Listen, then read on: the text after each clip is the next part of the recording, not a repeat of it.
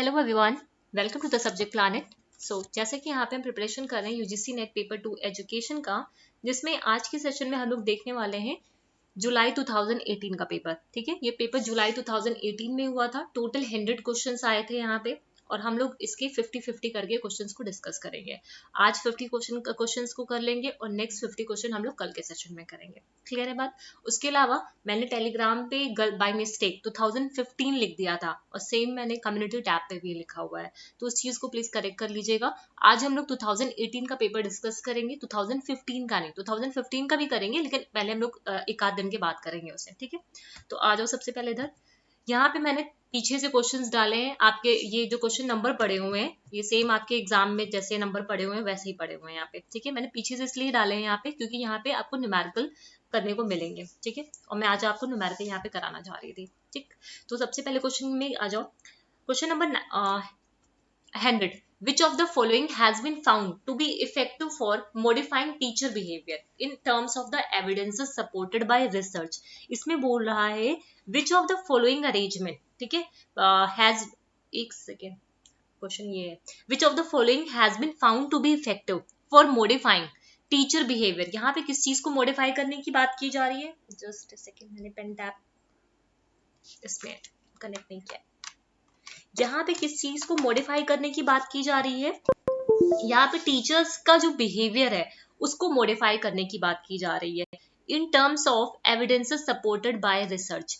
Interaction analysis, अब interaction analysis आपके unit 7 में आता है, जहाँ पे टीचिंग बिहेवियर को हम लोग देखते हैं, टीचर और स्टूडेंट दोनों के बारे में बात करते हैं।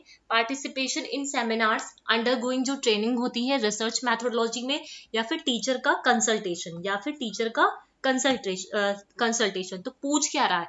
Which of the following has been found to be effective for modifying teacher behaviour. मतलब हमें किस चीज को मॉडिफाई करना है? टीचर्स के बिहेवियर को इफेक्टिवली मॉडिफाई करना है। ठीक है, तो यहाँ पे किस चीज का यूज करेंगे? Interaction analysis. फ्लैंडर का इंटरैक्शन एनालिसिस है, गैलोवे का इंटरैक्शन एनालिसिस है। ठीक है, ये दो इंटरैक्शन एनालिसिस है। ठीक है, उसका यहाँ पे हम लोग यूज करेंगे क्लासरूम टीचिंग बिहेवियर को एनालाइज करने के लिए। क्लियर है? तो इसका आंसर क्या हो जाएगा आपका? Option number 1। ठीक, इसको मैंने डिटेल में डिस्कस कर रखा हुआ कंटेंट में। Which of the following arrangement is an effective supplement for providing teacher education through distance mode. अब यहाँ पे इफेक्टिव सप्लीमेंट के बारे में पूछ रहा है। किसके बारे में पूछ रहा है? इफेक्टिव सप्लीमेंट के बारे में पूछ रहा है कि डिस्टेंस मोड में कौन सा इफेक्टिव सप्लीमेंट हो सकता है टीचर एजुकेशन देने के लिए। एडुसेट हो सकता है, स्मार्ट क्लासरूम्स हो सकती हैं, वर्चुअल यूनिवर्सिटीज हो सकती है, या फिर मूक हो सकता है। ठीक है, तो इसका ऑप्शन क्या हो जाएगा? मूक्स। ठीक है, मैसिव ओपन ऑनलाइन कोर्सेज। ठीक है, ये एक सप्लीमेंट की तरह काम करता है जो डिस्टेंस मोड में दिया जाता है। ठीक है, question number 98. Which of the following set of statement is relevant for describing teaching as a profession? Unit 4 से है ये क्वेश्चन। ठीक है, ये यूनिट 4 से है। यहाँ पे हमें बताना है कौन सा स्टेटमेंट रेलिवेंट है टीचिंग एज अ प्रोफेशन के बारे में। ठीक है, टीचिंग एज अ प्रोफेशन के बारे में कौन सा सेट यहाँ पे बात कर रहा है? Teaching profession has an organise body of knowledge. जो टीचिंग का प्रोफेशन है वो एक ऑर्गेनाइज बॉडी है नॉलेज का। ठीक है, सिर्फ नॉलेज की यहाँ पे बात की जा रही है, एक ऑर्गेनाइज बॉडी है नॉलेज की। नेक्स्ट आ जाओ, teaching profession implies a set of attitudes. बिल्कुल, कोई भी प्रोफेशन हो वहां पे सेट ऑफ एटीट्यूड्स तो होते ही होते हैं। ठीक है, तो ये क्या है? सेट ऑफ एटीट्यूड्स है। ठीक, दूसरी बात यहाँ पे क्या बोल रहा है? Duration of teacher training programme is not a professional prerequisite. मतलब ये जो ड्यूरेशन है टीचर ट्रेनिंग प्रोग्राम का वो प्रोफेशनल प्री रिक्वेसाइट नहीं होता है। मतलब उस पूर्व, मतलब पहले से उसकी आवश्यकता नहीं होती है। जो ड्यूरेशन होता है वो पहले से ही मतलब प्लान नहीं होता। यहाँ पे ये चीज बोला जा रहा है, जो शिक्षक का प्रशिक्षण कार्यक्रम की अवधि होती है एक पेशेवर पूर्व आवश्यकता नहीं है। ठीक है, तो ये क्या है? एक नेगेटिव टर्म है। ये क्या है? नेगेटिव टर्म है। ड्यूरेशन तो प्री रिक्वेसाइट होता है ना वहां पे, तो सी को एलिमिनेट कर दो, ये सी को एलिमिनेट कर दो, ये सी को एलिमिनेट कर दो। ठीक है, यहाँ पे एलिमिनेशन मेथड भी काम कर गया आपका। Teaching profession has its own code of moral ethics. बिल्कुल ठीक है, तो टीचिंग क्या है? एक ऑर्गेनाइज बॉडी ऑफ नॉलेज है। टीचिंग क्या है? टीचिंग प्रोफेशन इम्प्लाइज करता है सेट ऑफ एटीट्यूड्स को, एंड टीचिंग प्रोफेशंस का खुद का कुछ own code of moral ethics होते हैं। ठीक है, खुद की नैतिकता का अपना कोड है। ठीक है, तो इसका आंसर क्या हो जाएगा? Option number 3, ABD। ठीक है, ये आपके आंसर की से मैंने मैच करा लिए हैं, ठीक है। आगे पीछे ये रहा question number 97 says for application of total quality management, unit 9 से आया हुआ है, ठीक है। कहाँ से आया हुआ है, मैं साथ साथ में यूनिट भी आपको बताते हुए चल रही हूँ। ये यूनिट 9 से आया हुआ है, टोटल क्वालिटी मैनेजमेंट इन टीचर एजुकेशन। यहाँ पे टोटल क्वालिटी मैनेजमेंट का यूज कहाँ पे किया जा रहा है, टीचर एजुकेशन में किया जा रहा है। ये एप्लीकेशन बेस्ड क्वेश्चन है। Which of the following measure will be considered helpful, ठीक है। ये यूनिट 9 से एग्जैक्टली आप नहीं कह सकते हो, क्योंकि ये एप्लीकेशन बेस्ड क्वेश्चन है, इस वजह से, ठीक है। यहाँ पे बोल रहा है फॉर द, हमें एप्लीकेशन करना है टोटल क्वालिटी मैनेजमेंट का, कहाँ पे, टीचर एजुकेशन में। Which of the following measure will be considered helpful, अब बताना है यहाँ पे कौन सा टोटल क्वालिटी मैनेजमेंट को आप जब अप्लाई कर रहे हो टीचर एजुकेशन में, तो कौन सा यहाँ पे जो ऑप्शंस दे रखे हैं वो हेल्पफुल होंगे। सबसे पहला आता है यहाँ पे finding out the needed number of teacher in various state, demand and supply of teacher, find करना कितने नंबर ऑफ टीचर्स की जरूरत है, टीचर्स की जरूरत है स्टेट्स में, है ना। मतलब डिमांड एंड सप्लाई देखना टीचर्स की, ठीक है। क्या देखना, डिमांड एंड सप्लाई देखना टीचर्स की। फिर दूसरा आता है can do will do analysis, ये आपका की पॉइंट ही दे रखा हुआ है टोटल क्वालिटी मैनेजमेंट में, ठीक है। Can do and will do करके, can do and will do analysis जो है for specified group of teacher educator, ये पॉइंट बिल्कुल होना है यहाँ पे, यहीं से आप पकड़ सकते हो। तो can do and will do, ठीक है, एनालिसिस होता है specified group of teacher educators के लिए, ठीक। फिर नेक्स्ट आता है आपका finding out the number of teacher education institution. यहाँ पे आप टोटल क्वालिटी मैनेजमेंट में आप यहाँ पे ये जब एप्लीकेशन करोगे तो ये देखोगे कि number of teacher education institution कितने हैं, नहीं, ठीक है। सी को यहाँ से एलिमिनेट कर दो, सी यहाँ से गया, सी यहाँ से गया, ठीक। नेक्स्ट आ जाओ, ये सॉक एनालिसिस नहीं होता है, सॉर्ट एनालिसिस होता है। क्या होता है, सॉर्ट एनालिसिस होता है। ये आई थिंक स्पेलिंग यहाँ पे गलत हो गई है, ठीक है। ये सॉर्ट एनालिसिस होता है, ठीक है।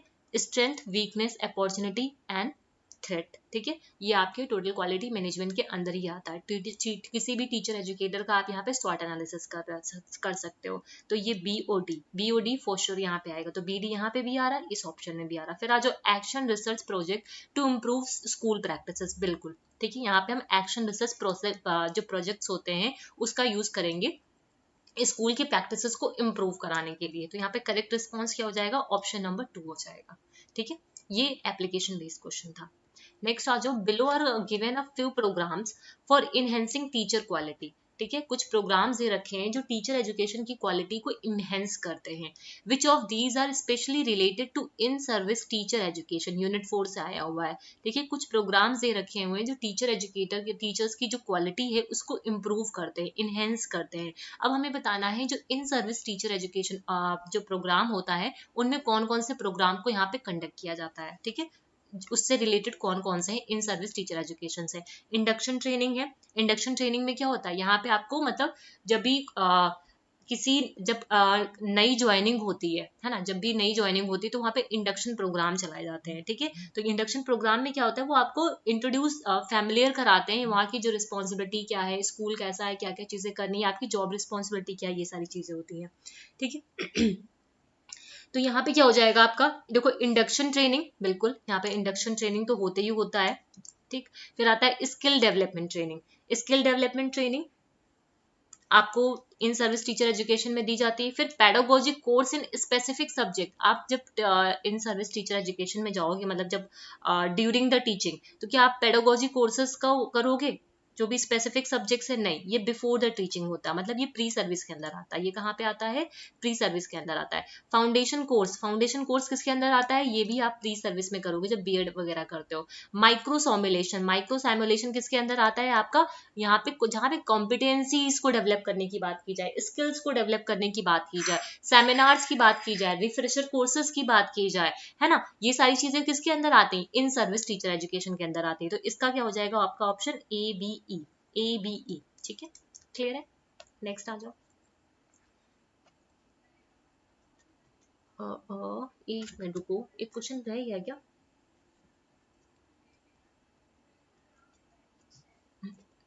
चलो आज जो क्वेश्चन है वो देख लेते हैं। ये रहा 95 का, ठीक है। विच ऑफ द, हाँ ये देखो पहले, विच of the following has relatively greater promise for professionalisation of a teacher education. अब यहाँ पे भी यूनिट 4 से क्वेश्चन आपका पूछा गया हुआ है। Which of the following has relatively greater promise, है ना, बताना है इसमें से कि प्रोफेशनलाइजेशन ऑफ टीचर एजुकेशन जो है इन इंडिया, उसके बारे में यहाँ पे बात की जा रही है, ठीक है, जो प्रोफेशनलाइजेशन है, ठीक है, ये टीचर एजुकेशन का इंडिया में। तो इसमें क्या आएगा, forming of a teacher association, teacher association को फॉर्म करना, है ना, या फिर डेवलप करना teacher code for transaction of teaching learning systems को, मतलब एक टीचर कोड को ट्रांजेक्ट करना है हमें टीचिंग लर्निंग सिस्टम्स में, या फिर special packages to teacher offer, ये जो प्रोफेशनलाइजेशन है वो क्या है, एक स्पेशल पैकेज है टीचर्स को जो ऑफर किया जाता है, या फिर enhance the period of pre service teacher education programme, ठीक है, या फिर यहाँ पे प्री सर्विस जो प्रोग्राम होता है टीचर एजुकेशन का उसको इनहेंस किया जाता है। देखो ये तो बिल्कुल नेगेटिव टर्म है, प्री सर्विस की बात की जा रही तो ये तो आपका प्रोफेशनलाइजेशन के अंदर आता ही नहीं। प्रोफेशनलाइजेशन की बात करें, ठीक है, तो प्रोफेशनलाइजेशन कहने का मतलब क्या है कि आपको आपका जो प्रोफेशन है ना, जैसे टीचिंग है, टीचिंग की जो रिस्पॉन्सिबिलिटी है ना, टीचिंग क्या है, आपका प्रोफेशन है, टीचिंग आपका क्या है, प्रोफेशन है। प्रोफेशनलाइजेशन मतलब अब वो क्या करना है उसको, मतलब कितने अच्छे से आप उसको कंडक्ट कर पा रहे हो, ये वाली चीज यहाँ पे है, ठीक। तो ये क्या है, डेवलप करता है टीचर कोड को for transaction of teaching learning systems, ठीक है, टीचिंग लर्निंग सिस्टम को ट्रांजिट करने के लिए ये एक टीचर कोड को डेवलप करता है, ये समझ लो, ठीक है, developing a teacher code for transaction of a teaching learning system. Clear है बात। नेक्स्ट आ जाओ, विच of the following provision is most appropriate, इसका आंसर क्या हो जाएगा आपका option number 2, which of the following provision is most appropriate for addressing the learning needs of a student having disability and impairment. अब ये आपका आता है यूनिट 10 से, ठीक है, inclusive education. Which of the following provision, कौन से प्रोविजन अप्रोप्रिएट होंगे एड्रेस, किसके एड्रेस करना है, जो लर्निंग नीड्स हैं उन स्टूडेंट्स की जिनको डिसेबिलिटी है या फिर इम्पेयरमेंट है, कौन सा प्रोविजन अप्रोप्रिएट होगा for addressing the learning needs of a student having a disabilities और इम्पेयरमेंट। तो इसमें इंडिविजुअलाइज ट्रांजिशन प्रोग्राम होंगे, या फिर प्री स्कूल्स प्रोग्राम होंगे चिल्ड्रंस के लिए, या फिर इंडिविजुअलाइज एजुकेशन प्रोग्राम होंगे, या फिर free and appropriate education programme होंगे। अगर आप लोगों ने मेरी यूनिट 10 का सीरीज को देखा होगा तो वहां पे आपने ये चीज देखा होगा कि मैंने इंडिविजुअलाइज एजुकेशन प्रोग्राम के बारे में वहां पे बात की हुई है, और काफी बार इस वाले टर्म से क्वेश्चन आया हुआ है। ये जो प्रोग्राम है इससे काफी बार क्वेश्चन आए हुए, इसके स्टेप्स वगैरह पूछे गए हुए हैं, ठीक है। तो कभी भी जब लर्निंग नीड्स के उसको सर्व करने की बात की जा रही होती है स्टूडेंट, डिसेबल स्टूडेंट्स की, या फिर इम्पेयरमेंट्स, जो जिन बच्चों को इम्पेयरमेंट है उनके लिए हम लोग क्या चलाते हैं, इंडिविजुअलाइज एजुकेशन प्रोग्राम चलाते हैं, ठीक है। मॉर्फन, ये भी आपका है यूनिट 10 से, ये किसके अंदर, ये MA है, ठीक है, मार्फन। मार्फन जो सिंड्रोम है, ठीक है, ये क्या है, ये एक जेनेटिक डिसऑर्डर है, यूनिट 10 से आता है, ये क्या है, एक जेनेटिक डिसऑर्डर है, ठीक। नेक्स्ट आ जाओ, मैच द फॉलोइंग है, अब यहाँ पे कुछ टर्म्स दे रखे हुए हैं, ये भी आपका यूनिट 10 से आता है, ठीक है, जैसे ग्लूकोमा है, एस्टिगैमेटिज्म है, हाइपरफिया है, रेटिनाइसिस है ना, रेटिनाइसिस पिगमेंटोसा है। अब ये सारी चीजों को मैंने यूनिट 10 में ऑलरेडी डिस्कस करके रखा है, ठीक है। अब यहाँ पे आ जाओ, हमको करना क्या है, अब ये जो टर्म्स हैं इसके लिए डिटेल के लिए आप यूनिट 10 को रेफर करोगे, ठीक है, मैं यहाँ पे फिर भी आपको समझाती हूँ। जब हम बात करते हैं किसकी, इधर आ जाओ, एक एस्टिगैमेटिज्म की, ठीक है, किसकी बात करते हैं, एस्टिगैमेटिज्म की बात करते हैं। तो जब एस्टिगैमेटिज्म की बात करते हैं तो ये हमारे विजन से रिलेटेड होता है, ठीक है, किससे, अगर बहुत कुछ नहीं याद है तो ये ध्यान रखो, ये जो टर्म है ये हमारे विजन से रिलेटेड होता है। तो ये क्या होता है, ये होता है आपका result in blurred vision caused by an uneven curve of cornea और लेंस ऑफ आई, मतलब जो हमारा जो कॉर्निया का जो अनइवन कर्व बन जाता है ना, मतलब जो शेप बन जाता है, ठीक है, उसकी वजह से क्या होता है, हमें जो हमारा जो विजन होता है, जो हमें चीजें होती है वो हमें धुंधली दिखाई देती हैं, ठीक है, जो हमें चीजें होती है कैसे दिखाई देती है, धुंधली दिखाई देती है। फिर आज जो ग्लूकोमा, ग्लूकोमा क्या होता है, ये एक तरीका का फ्लूइड होता है, ये एक तरीका का क्या होता है, फ्लूइड होता है, जो मैं जो बोल रही हूँ ना वो एक की पॉइंट की तरह काम करेगा। आपको एस्टिग्मेटिज्म में ध्यान रख सकते हो, विजन से रिलेटेड है। ग्लूकोमा एक तरीका का फ्लूइड होता है जो आंखों के अंदर भरा होता है, ठीक है, ऐसे ध्यान रख सकते हो। It occurs when a flow of fluids, ठीक, ऐसे ध्यान रखो। फिर आता है सी क्या है, हाइपरफिया होता है, हाँ हाइपरफिया, ठीक है। ये जब हाइपरफिया की हम बात करते हैं तो ये होता है आपका, ये एक नियर साइडेडनेस होती है, एक फार साइडेडनेस होती है ना। मतलब एक होता है नियर साइडनेस, एक होती है फार साइडनेस। तो ये जब मायोफिया की बात करते हैं तो नियर साइडनेस होता है, जब हाइपर फियर की बात करते हैं तो ये फार साइडनेस होती है। ये क्या होता है, फार साइडनेस होता है, ठीक है। फिर बात रेटिनिटिस की बात करते हैं तो रेटिनिटिस किसके अंदर आता है, ये आता है आपका हेरिडिटरी डिसऑर्डर है। ये पिगमेंटोसा जो है ये एक बीमारी है जो हेरिडिटरी डिसऑर्डर की वजह से होता है, ठीक है। कहाँ पे जो रेटिना होता है वहाँ पे डिजेनरेशन होता है, ठीक। तो ये ध्यान रखना। एस्टिग्मेटिज्म आपका विजन से रिलेटेड होता है, ठीक है। वैसे तो सारे विजन से ही रिलेटेड यहाँ पे है, आई से ही रिलेटेड है, लेकिन यहाँ पे ब्लड विजन होता है। ग्लूकोमा एक तरीके का फ्लूइड होता है, ठीक है। हाइपर फियर जो होता है वो आपका फार साइडेडनेस होता है।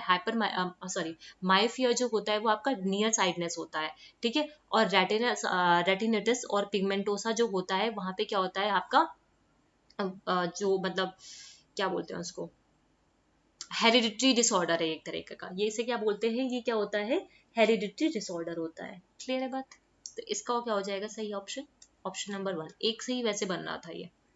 नेक्स्ट आ जाओ। अब ये कुछ नेचर ऑफ डेविएशन है, ये भी आपके यूनिट 10 से है, ठीक है। और उसका जो रिजल्ट आया है उससे रिलेटेड ये क्वेश्चन है। Just a second.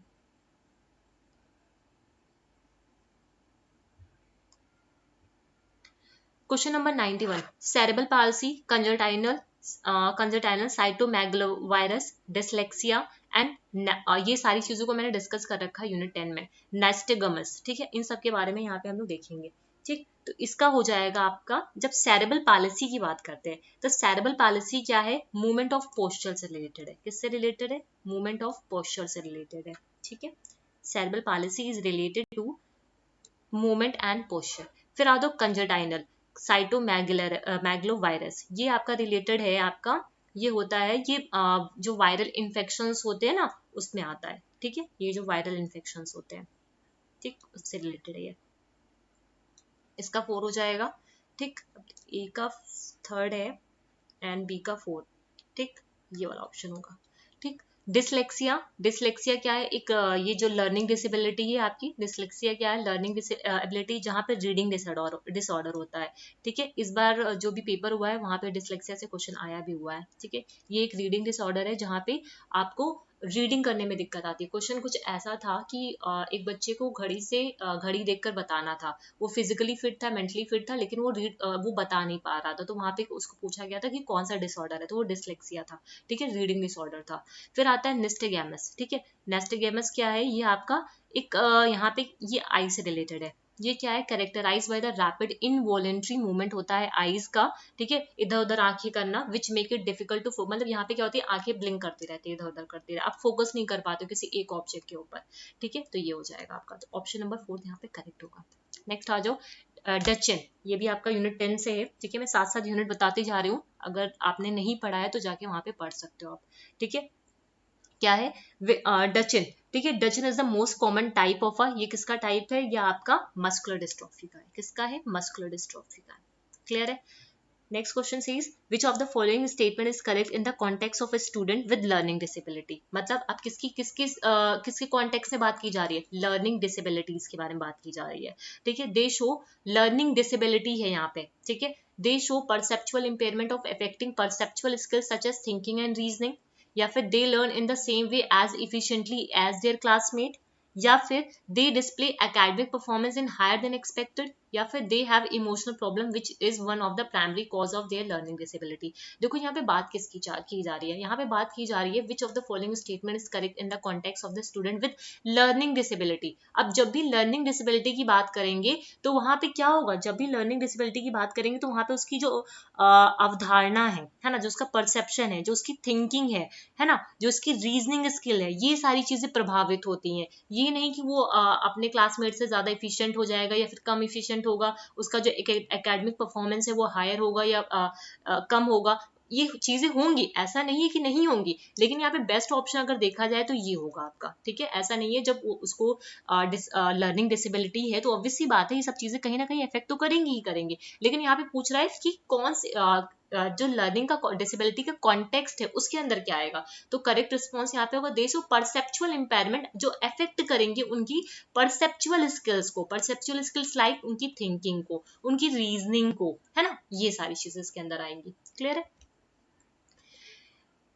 In which of the following communication model, ठीक है, कम्युनिकेशन जो मॉडल है, there is a optimum scope for encoding and decoding message, ठीक है। इनकोडिंग एंड डिकोडिंग मैसेजेस का कहाँ पे ज्यादा स्कोप होता है, ये चीज यहाँ पे पूछी जा रही है। तो कहाँ पे होगा आपका इंटरनेशनल जो मॉडल है based on the learner participation, या फिर डिस्टेंस लर्निंग मॉडल जो बेस्ड है इंफॉर्मेशन कम्युनिकेशन टेक्नोलॉजी सपोर्ट पे, डिस्कशन कम लेक्चर सेशन जो मॉडल होता है कंडक्टेड बाय द टीचर, यहाँ तो बिल्कुल नहीं होगा। फिर ट्रांजेक्शनल मॉडल, ठीक है, कौन सा मॉडल, ट्रांजेक्शनल मॉडल, जहाँ पे क्या होता है ऑप्टिमम ज्यादा से ज्यादा स्कोप होता है, जहाँ पे ये एक ऐसा कम्युनिकेशन मॉडल है, पेपर 1 में भी यही है, ठीक है, ऐसा कम्युनिकेशन मॉडल है जहाँ पे क्या होता है इनकोडिंग एंड डिकोडिंग का ज्यादा से ज्यादा स्कोप मिलता है, मतलब यहाँ पे कोलैबोरेटिव प्रोजेक्ट्स होते हैं, ठीक है, एट द सेम टाइम यहाँ पे होता है, ठीक है, सेम टाइम जैसे जो भी आपका सेंडर है वो मैसेज को इनकोड करके भेजेगा, तो जो रिसीवर होगा तो एट द सेम टाइम पे सारी चीजें जो फीडबैक होंगी वो सेम टाइम पे यहाँ पे हो पाएंगी, ठीक है, तो ये ट्रांजेक्शनल मॉडल है।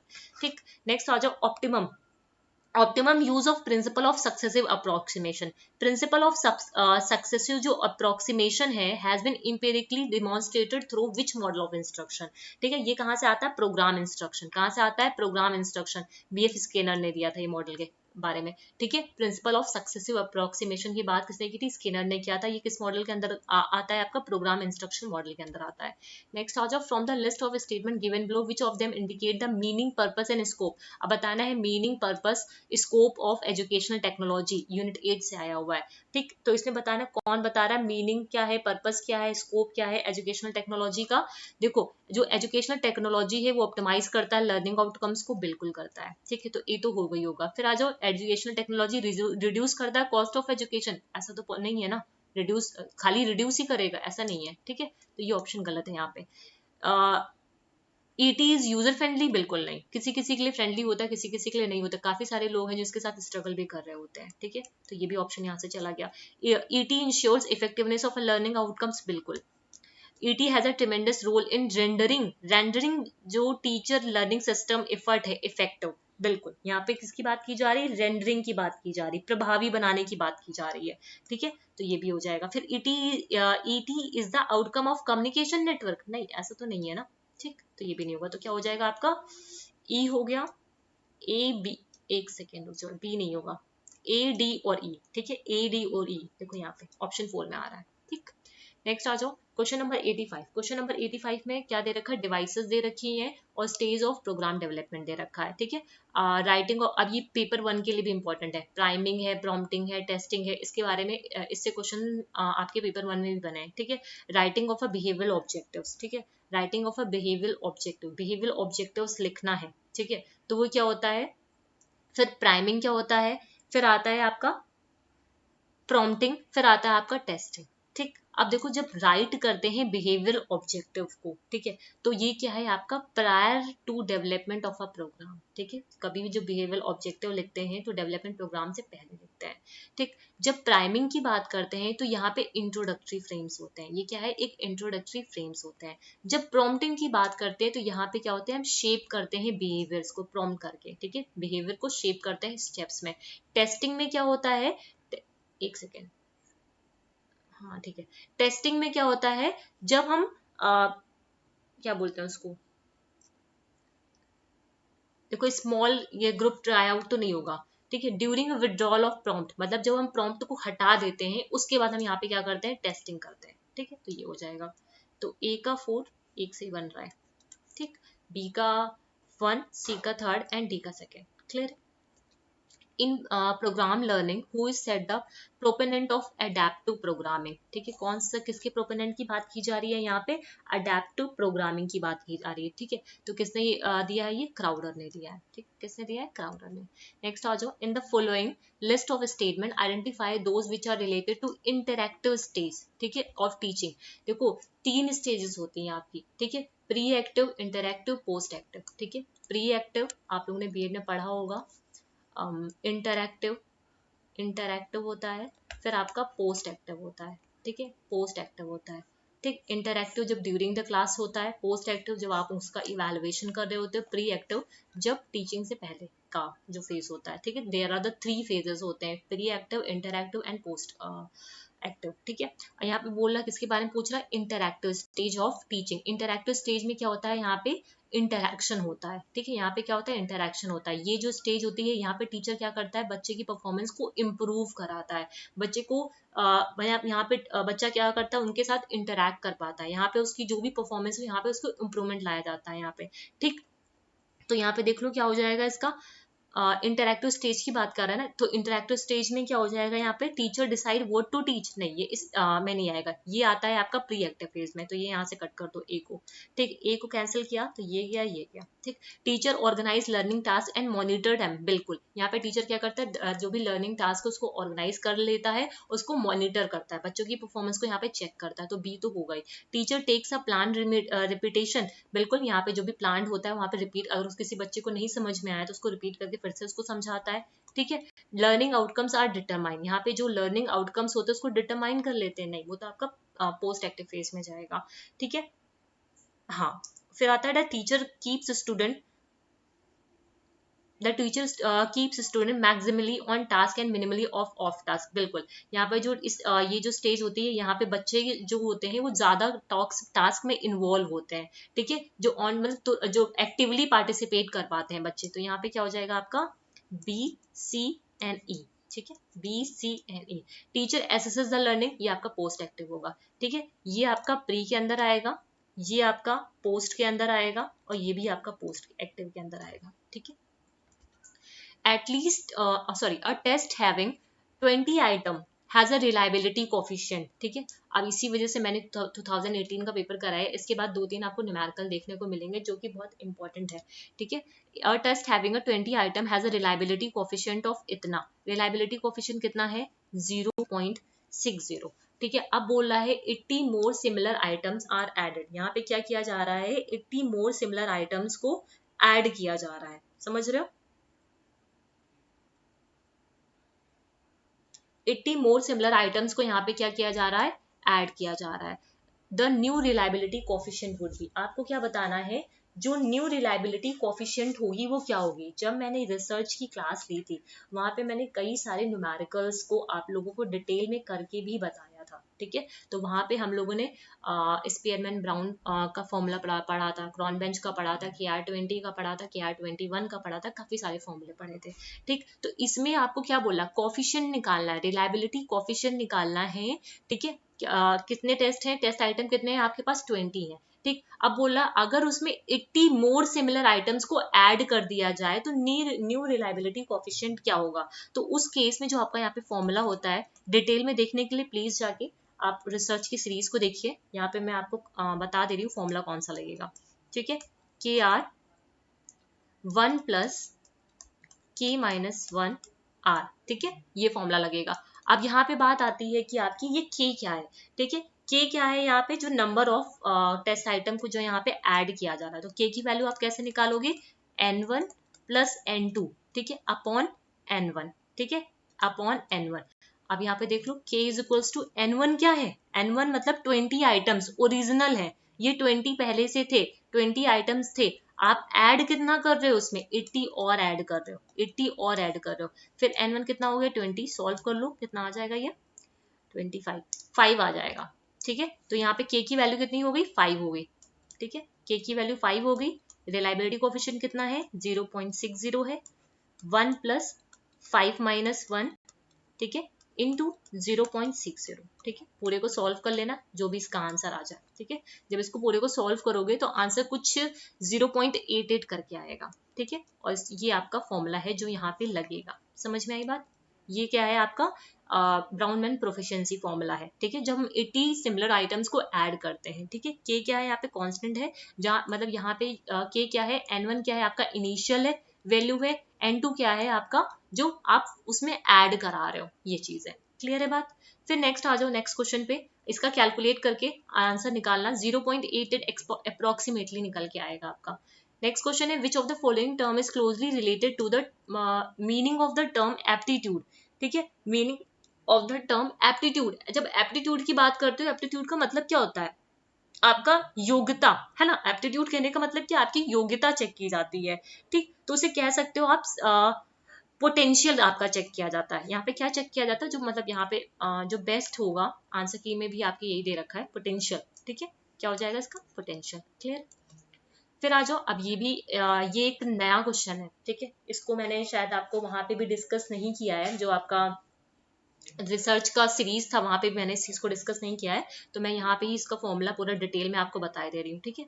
अब देखो, a multiple choice test consist of 50 items. एक मल्टीपल चॉइस टेस्ट है, ठीक है, उसमें कितने आइटम है, 50 टेस्ट आइटम है, ठीक है। पहले क्वेश्चन को समझ लो, जो डिफिकल्टी वैल्यू है आइटम की, है ना, क्या डिफिकल्टी वैल्यू जो है आइटम की वो क्या कर रही है, वेरी कर रही है in a narrow range with an average value of कितना, 0.48, इतना वो वेरी कर रही है। The test gave a variance of 18। अब ये जो टेस्ट है वो कितना वेरिएंस दे रहा है, 81 दे रहा है। When administered to a group of student, जब उसको एडमिनिस्टर किया जा रहा है ग्रुप ऑफ स्टूडेंट के अंदर।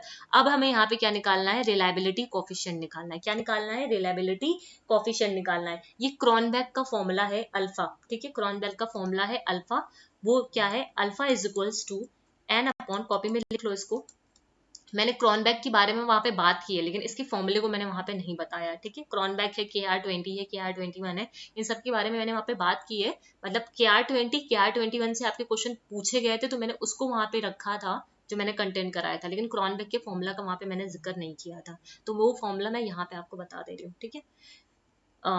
Total variance, total variance minus sum of individual variance, ठीक है, minus sum of individual variance. देखो न्यूमेरिकल्स जो होते हैं ना बहुत इंपॉर्टेंट है, अगर आपको फॉर्मूला पता है तो न्यूमेरिकल्स से आपको फुल मार्क्स मिल सकते हैं, ठीक है। तो कोशिश किया करो न्यूमेरिकल को स्किप ना करो, अपॉन टोटल वेरिएंस, ठीक है। अब ये जो टोटल वेरिएंस है इसको हम लोग VI से रिप्रेजेंट कर देते हैं, ठीक है। अलग अलग बुक में अलग अलग तरीके से लिखा हुआ है, ठीक है। तो इसको मैंने VI मान लिया है, इसको मैंने VT मान लेते हैं, ठीक है, VT मान लेते हैं, क्योंकि ऐसे लिखेंगे तो बहुत पूरा लिखना पड़ेगा। ये VI हो गया, ठीक। अब देखो सबसे पहले क्या है, अब नंबर ऑफ टेस्ट आइटम कितने हैं, n की वैल्यू यहाँ पे क्या है, n की वैल्यू है यहाँ पे 50, समझ रहे हो, n की वैल्यू 50। अब हमें सबसे पहले क्या निकालना है, VI निकालना, मतलब VI कहने का मतलब क्या है, आपको टोटल वेरिएंस निकालना है। जब भी टोटल वेरिएंस निकालेंगे तो कैसे निकालेंगे, n into variance of the test, n into variance of the test, समझ रहे हो, n into variance of the test. n की वैल्यू कितनी है यहाँ पे 50, और वेरियंस ऑफ द टेस्ट कितना दे रखा हुआ है, 81 दे रखा है। कितना दे रखा हुआ है यहाँ पे, 81 दे रखा है, ठीक है। नेक्स्ट आ जाओ यहाँ पे, अब हमें क्या निकालना है, VT निकालना है। VT क्या हो जाएगा, n स्क्वायर, ठीक है, क्या हो जाएगा, n स्क्वायर इंटू m, है ना, इंटू m 1 माइनस m, ठीक है। ये एवरेज मीन है, ये क्या है, ये जो डिफिकल्टी वैल्यू है, ठीक है, उसका जो एवरेज मीन है वो है यहाँ पे एवरेज वैल्यू, ये है। n स्क्वायर करोगे तो 50 का स्क्वायर कर दोगे यहाँ पे, समझ रहे हो, इंटू m करोगे तो 0.48, है ना, 0.48, 1 माइनस 0.48, समझ रहे हो। अब इस पूरे को सॉल्व कर लो, जो भी आंसर यहाँ पे आ जाए। मैंने इसका कैलकुलेशन नहीं किया हुआ है, मैंने सिर्फ आपको समझाने के लिए चीज किया था, ठीक है, कैलकुलेशन इसका नहीं किया हुआ है मैंने, ठीक है, मैं यहाँ पे बता रही हूँ। n की वैल्यू यहाँ पे क्या हो जाएगा, ये 50 हो गया, अपॉन 50 माइनस 1 करोगे तो कितना हो जाएगा, 49 हो जाएगा। उसके बाद जब इसको करोगे तो ये हो जाएगा आपका 50 इंटू 81 कर दो यहाँ पे, है ना, 50 इंटू 81 माइनस VT की जब वैल्यू करोगे तो ये कितना हो जाएगा, 50 का स्क्वायर हो जाएगा, ठीक है, 50 का स्क्वायर इंटू 0.48, 1.48, समझ रहे हो, अपॉन में फिर से 50 का स्क्वायर, कैलकुलेशन आप लोग खुद से करिएगा, कैलकुलेशन मैंने यहाँ पे नहीं किया है, ठीक है।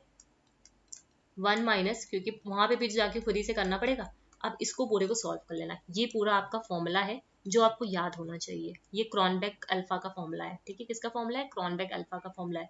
जब इस पूरे को आप सॉल्व करोगे, है ना, जब इस पूरे को आप सॉल्व करोगे तो आपका जो आंसर आएगा अराउंड आ जाएगा, एक मिनट रुको, इस पूरे को सॉल्व करने पे जो आपका आंसर निकल के आएगा वो आ जाएगा 0.86, ठीक है, 0.86 आ जाएगा। तो अपनी कॉपी में अगर किसी ने नोट्स बनाए हैं रिसर्च के तो उसमें ये ऐड कर लेना, ये क्रॉनबेक अल्फा का फॉर्मूला है। किसका फॉर्मूला है? क्रॉनबेक अल्फा का फॉर्मूला है, ठीक है। क्लियर है बात? अब नेक्स्ट आ जाओ, नेक्स्ट क्वेश्चन पे, इसको मैं इरेज कर दो।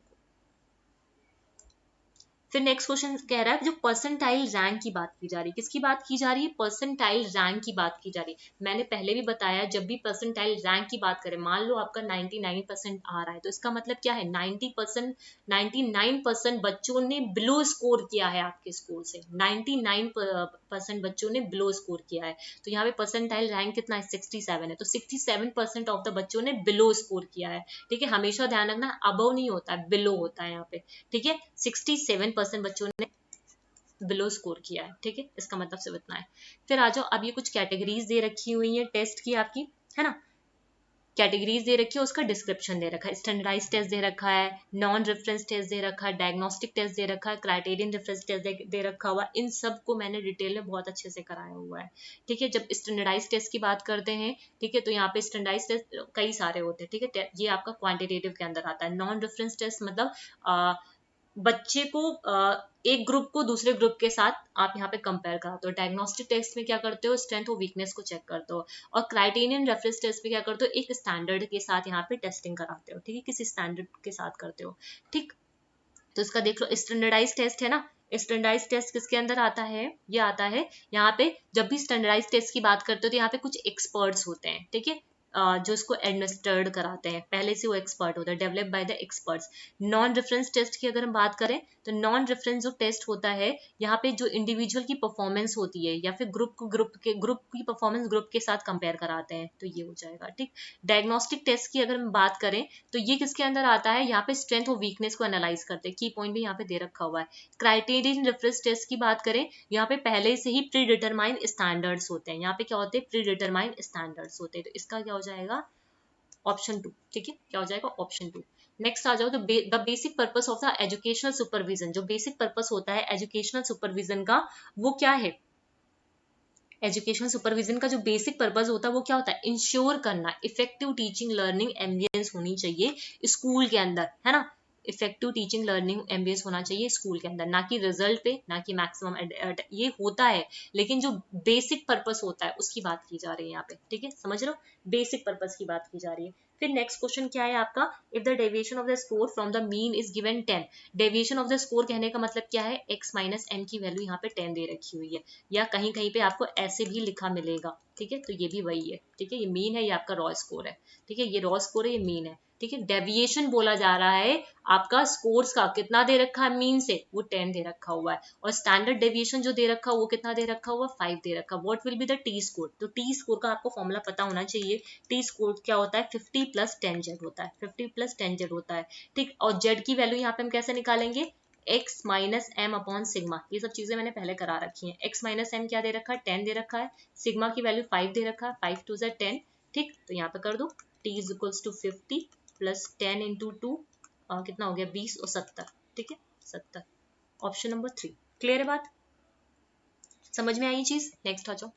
अ school principal plans the target of activities and programme to be undertaken in the next 5 year, मतलब स्कूल जो प्रिंसिपल से उसने प्लान किया कुछ टारगेट एक्टिविटीज को, प्रोग्राम को जो नेक्स्ट 5 ईयर तक उसे करना है। ये किसका एग्जांपल है? तो इसे प्लान कौन कर रहा है? स्कूल के प्रिंसिपल कर रहे हैं, ठीक है। कौन प्लान कर रहा है? स्कूल के प्रिंसिपल प्लान कर रहे हैं। तो ये ग्रास रूट प्लानिंग तो हो नहीं सकती क्योंकि यहाँ पे टीचर्स का इन्वॉल्वमेंट नहीं है, सिस्टम अप्रोच भी नहीं हो सकती है ना, ना कि माइक्रो प्लानिंग होगी। ये क्या है? एक पर्सपेक्टिव प्लानिंग है। कैसी प्लानिंग है? पर्सपेक्टिव प्लानिंग है। नेक्स्ट आ जाओ। देयर आर 2 स्टेटमेंट, यहाँ पे लीडर के बिहेवियर दे रखे हैं, ये आपका यूनिट 9 से है, ठीक है। लीडरशिप के जो मॉडल्स है वहां से ये क्वेश्चन आया हुआ है, ठीक है। वहां पे मैंने ये चीज को बहुत अच्छे से समझाया हुआ है, ठीक है। लो टास्क हाई रिलेशन ऐसे करके, ठीक है। तो यहाँ पे 4 स्टाइल दे रखी, consulting, delegating, selling and telling, ठीक है, कंसल्टिंग, डेलीगेटिंग, टेलिंग, ठीक। इसका जो सही है वो आंसर है आपका ऑप्शन नंबर 4। अब इसको समझो कैसे। जब हाई टास्क, किसकी बात करी जा रही है, हाई टास्क मतलब 9 और 1, ठीक है, ये वैसे मैंने ये हाई टास्क की बात करते हैं। अच्छा ऐसे मत समझो, रहने दो, कंफ्यूज हो जाओगे। जब high task and low relationship की बात करते हैं, ठीक है, तो ये किसके अंदर आता है, टेलिंग स्टाइल के अंदर आता है। किसके अंदर आता है, ये आता है टेलिंग स्टाइल के अंदर आता है, ठीक। फिर बात करते हैं high task and high relationship. यहाँ पे जब high task and high relationship की बात करते हैं तो ये किसके अंदर आता है, सेलिंग के अंदर आता है, ठीक है। ये होता है आपका 1,1, ये होता है आपका 9,1, ये होता है 9,9, ये होता है आपका 1,9, ठीक। फिर यहाँ पे आता है ये सेलिंग के अंदर आता है, ठीक है, ये सेलिंग के अंदर आता है। फिर आ जाओ high relation and low task, ठीक है, रिलेशनशिप हाई है एंड टास्क लो है ना, तो ये किसके अंदर आएगा, कंसल्टिंग के अंदर आएगा, ठीक। रिलेशनशिप हाई लेकिन लो टास्क है, लो रिलेशनशिप लो टास्क, ये डेलीगेटिंग मतलब इस वाले में आएगा, ठीक है, ये किसके अंदर आएगा, इस वाले के अंदर आएगा, ठीक। नेक्स्ट आ जाओ। अब ये कुछ टाइप्स ऑफ पावर दे रखी है, coercive power, reward power, legitimate power और एक्सपर्ट पावर। मैं वैसे ही एक बार ऊपर से बता दे रही हूँ इसका क्या की पॉइंट है। कोरेसिव पावर की बात की जाती है तो ये जबरदस्ती होती है, ठीक है, जबरदस्ती आप करवाते हो। रिवॉर्ड पावर मतलब आप क्या करते हो, उनको रिवॉर्ड दे रहे हो, ठीक है, कुछ सैलरी बढ़ा रहे हो या कुछ रिवॉर्ड दे रहे हो। लेजिटिमेट पावर जो अपनी पोजीशन की वजह से होता है, एक्सपर्ट पावर जो उनकी नॉलेज की वजह से होता है, ठीक, ये चीज है। अब कोरेसिव पावर की अगर बात करें तो कोरेसिव पावर जो है वो perceive ability to provide consequences for not performing. यहाँ पे आप उसको पनिशमेंट दोगे, तो ए का क्या हो गया, फिफ्थ हो गया, ए का फिफ्थ, ये वाला ऑप्शन हो गया, ठीक। फिर आ जाओ B, reward power. Reward power में क्या होता है, आप क्या करोगे, वर्कर को वो चीज दोगे जो वो पसंद करते हैं, है ना, तो इसका क्या हो जाएगा, ऑप्शन नंबर 3 हो जाएगा। लेजिटिमेट पावर की अगर बात करेंगे तो यहाँ पे जो भी जो उनकी पोजीशन है, ठीक है, डिसीजन कौन लेगा, जो एडमिनिस्ट्रेटर है, ठीक है, वो लेंगे यहाँ पे, ठीक। एक्सपर्ट पावर की अगर हम बात करेंगे तो यहाँ पे क्या होता है, मतलब जिनको एक्सपीरियंस है, ठीक है, अपने फील्ड में वो एक्सपर्ट है, तो perception that the administrator has a relevant education and experiences, तो ऑप्शन नंबर 2 इसका राइट हो जाएगा। क्लियर है बात। 72 which combination of the following characteristics correctly describe the bureaucratic, ठीक है, किसकी बात की जा रही है, ब्यूरोक्रेटिक एडमिनिस्ट्रेशन की बात की जा रही है। जब भी ब्यूरोक्रेटिक एडमिनिस्ट्रेशन की बात करेंगे तो वहां पे क्या हो जाएगा, वेल डिफाइंड रूल्स होते हैं। क्या होते हैं, वेल डिफाइंड रूल होते हैं, एक हायरार्की के अंदर चलता है, ठीक है। उसके अलावा यहाँ पे क्या होता है, ऑपरेटिंग प्रोसीजर्स होते हैं, इंटरपर्सनल्स बिल्कुल नहीं होते हैं यहाँ पे, कंबाइंड रिस्पॉन्सिबिलिटी की बात नहीं होती है, ठीक है। तो फर्स्ट, सेकेंड एंड थर्ड, ठीक है, first, second and third. Next आ जाओ 71। ये कुछ एजुकेशनल एडमिनिस्ट्रेशन के कंसेप्ट है और उनको किसने किसने दिया है वो चीज है, ठीक है। तो इसका क्या हो जाएगा, थ्योरी एक्स एंड वाई। एक मिनट को, जब फ्रेडरिक विंसलो टेलर की बात करते हैं, ठीक है, तो फ्रेडरिक विंसलो टेलर ने क्या दिया है, साइंटिफिक मैनेजमेंट मूवमेंट दिया है, ठीक है। ए का फोर्थ देखो, एक से ही ये वाले क्वेश्चन बन जाते हैं आपके, ठीक है। एल्टन माई की अगर बात करें तो एल्टन माई ने क्या दिया है, ह्यूमन रिलेशन थ्योरी दी है, ठीक है। उसके अलावा हम बात करें रैनिश लिकर्ट ने तो क्या दिया है, रैनिश लिकर्ट ने मैनेजमेंट सिस्टम दिया है, ठीक है। फिर उसके बाद आता है आपका डगलस मैक्स जर्जर ने क्या दिया, theory of X and Y दिया है। क्लियर है बात। In which of the following approaches to curriculum design constructivist orientation will be manifest। यहाँ पे किसकी बात की जा रही है, constructivist orientation की बात की जा रही है ना, जो कंस्ट्रक्शनिस्ट जो ओरिएंटेशन होता है विल बी मैनिफेस्ट, वो क्या होगा, कंस्ट्रक्शनिस्ट ओरिएंटेशन की बात की जा रही है। तो वो क्या होगा, यहाँ पे जब भी बात करेंगे जॉब एनालिसिस नहीं होगा आपका, इवैल्यूएशन जो अप्रोच होती है करिकुलम डिजाइन में वो नहीं आएगा, क्योंकि कंस्ट्रक्टिविस्ट ओरिएंटेशन की बात की जा रही है। तो यहाँ पे कंसेप्ट मैपिंग आएगा, यहाँ पे एज अ टूल काम करता है करिकुलर चॉइस के लिए, ठीक। Concept of formative evaluation. Formative evaluation क्या होता है आपका, जब भी फॉर्मेटिव इवैल्यूएशन की बात की जाती है तो वहाँ पे कंटिन्यूअसली हम क्या करते हैं, बच्चे की परफॉर्मेंस को मॉनिटर करते हैं, ठीक है। वहाँ पे क्या करते हैं, learning should be managed and monitor continuously. Clear है बात। नेक्स्ट आ जाओ, there is a maximum scope of change in curricular content by the state board of school in education. In education मतलब there is a maximum scope of change in curricular content by the state board. Maximum school मतलब यहाँ पे क्या है कि कौन से model में ठीक है, ज्यादा से ज्यादा स्कोप होता है करिकुलम कंटेंट में चेंज लाने के लिए ज्यादा से ज्यादा स्कोप होता है। जो भी करिकुलर कंटेंट है वो स्टेट बोर्ड इसमें चेंज ला सकते हैं। ठीक है, किसकी बात की जा रही है? स्टेट बोर्ड की बात की जा रही। तो ये क्या होगा? एडमिनिस्ट्रेटिव मॉडल होगा। ग्रास रूट में टीचर, जितने भी स्टेक होल्डर होते हैं, सब शामिल होते हैं। लेकिन जब एडमिनिस्ट्रेटिव की मॉडल की बात करते हैं तो वहां पे जो भी आपके एडमिनिस्ट्रेटर होते हैं, ठीक है, जो भी कमिटीज होती है, खाली वही शामिल होती है वहां पे। ठीक है, तो यहाँ पे बोला जा रहा है कि कहाँ पे मैक्सिमम स्कोप होगा करिकुलर कंटेंट में चेंज लाने के लिए बाय द स्टेट बोर्ड। तो वो कौन से मॉडल के अंदर आएगा? एडमिनिस्ट्रेटिव मॉडल के अंदर आएगा। In which curricular model school teacher enjoys maximum autonomy. जब स्कूल टीचर की मैक्सिमम ऑटोनॉमी की बात की जाती है तो ग्रास रूट मॉडल होता है। कौन सा मॉडल होता है? ग्रास रूट मॉडल होता है। Which one of the following is an essential part of the curriculum designing process. जब भी आप करिकुलम को डिजाइन कर रहे होते हैं तो कौन सा इंपॉर्टेंट पार्ट होता है? ठीक है, जब कौन सा पार्ट होता है? Input, process and output. ठीक है, इनपुट, प्रोसेस एंड आउटपुट। तभी कभी भी करिकुलम को डिजाइन करोगे तो ये चीजों को, ये इंपॉर्टेंट एस्पेक्ट पार्ट होते हैं उसके अंदर। ठीक है, इसको हमें कंसिडर वहां पे करना होता है। नेक्स्ट आ जाओ। Which of the following combination of a learning resources give a comprehensive concept of distance education? यहाँ पे किसकी बात की जा रही है? डिस्टेंस एजुकेशन की बात की जा रही है। तो ये क्या है? एक मोबाइल लर्निंग है। ठीक है, opportunity for teachers taught interaction. यहाँ पे टीचर्स टॉट इंटरक्शन नहीं होते हैं। ठीक है, मास मीडिया का अप्रोच होता है, मास मीडिया का यूज होता है। ठीक, यूज होता है क्रिएटिव इंस्ट्रक्शनल प्रोसेसेस का। ठीक है, क्रिएटिव जो इंस्ट्रक्शनल प्रोसेसेस होते हैं उनका यूज होता है। एक मिनट, आईसीटी का यूज होता है। पहले देख लो, मोबाइल लर्निंग का यूज होता है, मास मीडिया होता है और आईसीटी होता है। फर्स्ट, थर्ड एंड फिफ्थ देखो किस में आ रहा है? First, third, fifth. इसके अंदर फर्स्ट, थर्ड, फिफ्थ आ रहा है। फर्स्ट, थर्ड, फिफ्थ यहाँ पे नहीं आ रहा है, यहाँ पे नहीं आ रहा। अब दो ऑप्शन आपके पास बचे हैं। ठीक है, प्रिंट मटेरियल का यूज किया जाता है यहाँ पे, बिल्कुल किया जाता है प्रिंट मटेरियल का यूज। ठीक है, use of creative instructional processes जरूरी तो नहीं है ना, हम ऐसा जरूरी तो नहीं जितने भी इंस्ट्रक्शन प्रोसेसेस हो वो क्रिएटिव ही हो, ऐसा तो जरूरी नहीं है ना।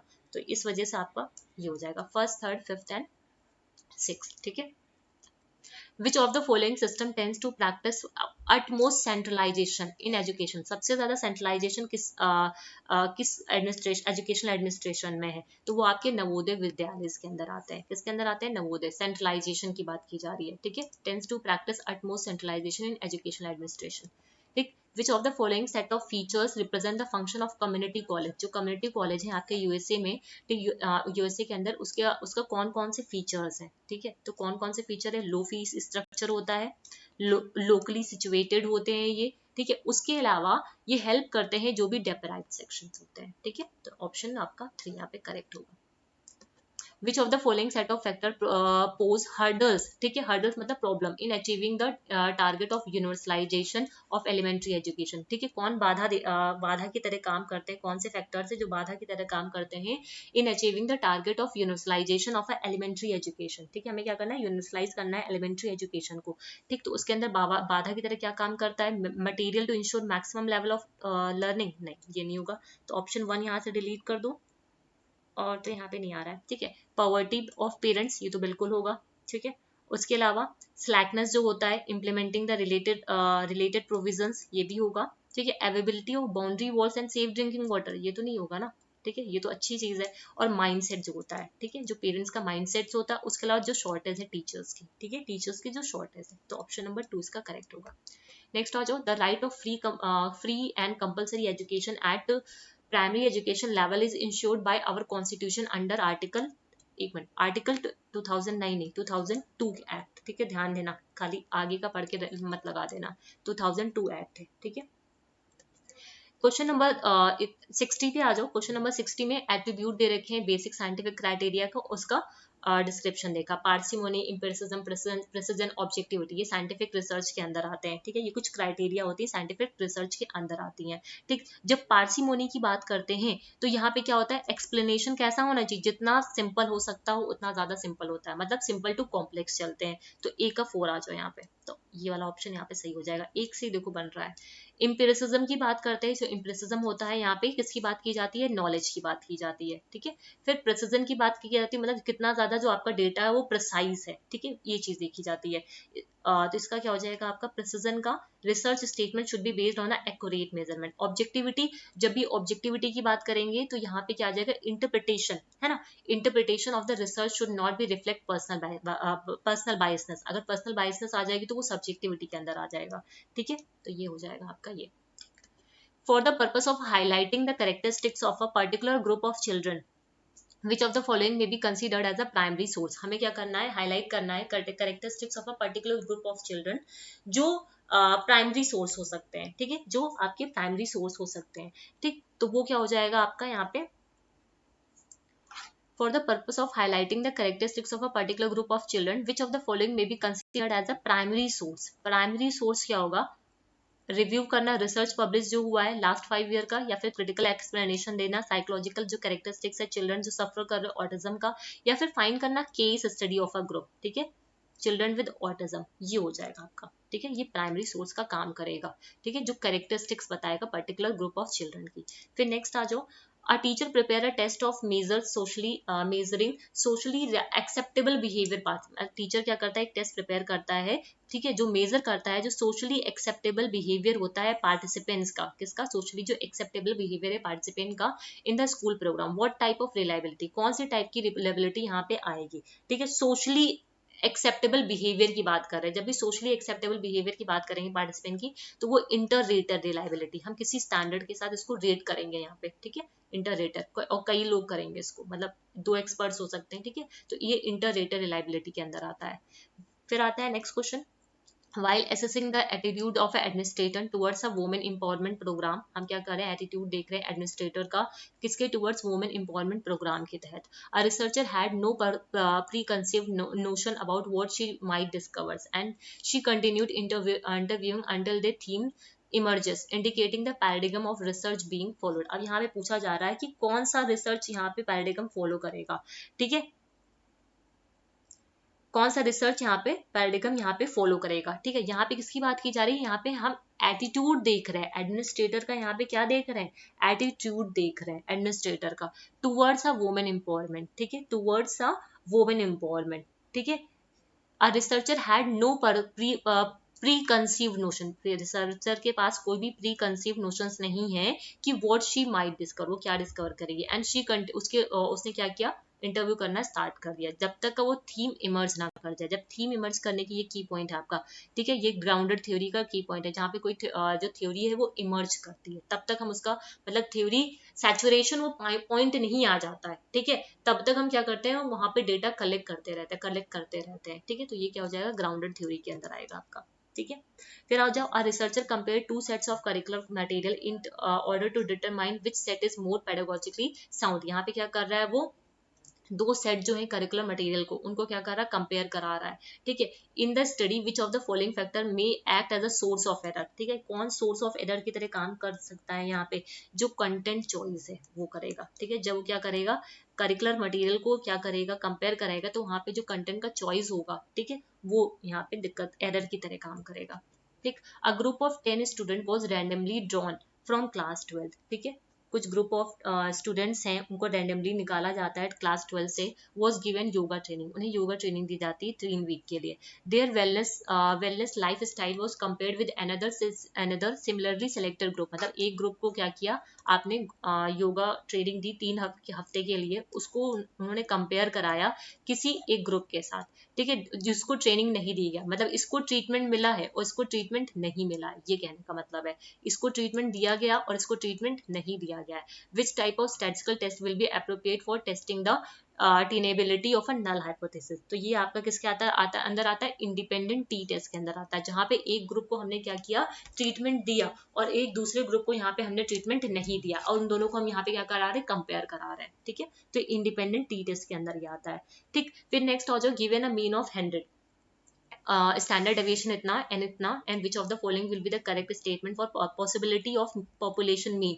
देखो यहाँ पे जब इसकी बात करते हैं तो देखो इसका फॉर्मूला मैंने बता रखा है, एम पॉपुलेशन जब हम निकालते हैं 0.95 लेवल पे, ठीक है, और उसी जगह एम पॉपुलेशन जब हम निकालते हैं 0.99 लेवल पे, ठीक है, तो दोनों के फॉर्मूला लिख लो। यहाँ पे होता है mean plus minus standard error of mean, है ना, इंटू 1.96, ठीक। फिर यहाँ पे हो जाएगा mean plus minus standard error of mean into 2.58, ठीक है, इंटू 2.58। अब हमसे यहाँ पे ये जो 0.01 लेवल है और जो 0.05 लेवल है, ठीक है, दो लेवल ऑफ कॉन्फिडेंस होते हैं, 0.01 होता है और 0.05 होता है, ठीक। जब 0.01 लेवल की बात करते हैं तो वो कहाँ पे आता है आपका 0.09, मतलब 99% पे आता है। ये 99% है ना, और ये 95% है, समझ रहे हो, ठीक। तो हमें क्या करना है, यहाँ पे पॉपुलेशन मीन निकालना है, ठीक है, किस लेवल पे निकालना है, 0.01 लेवल पे निकालना है,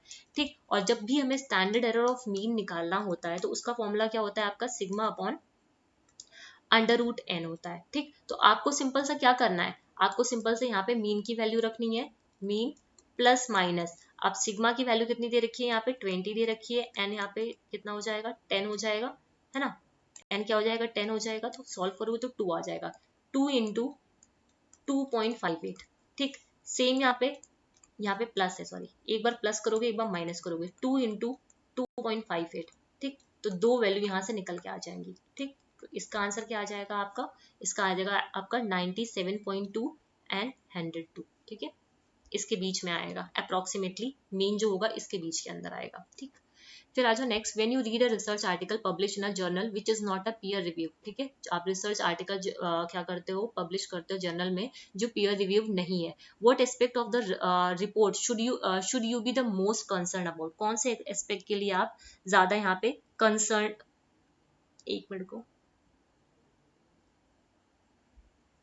रुकना, ये आंसर आपका ये वाला है, सॉरी,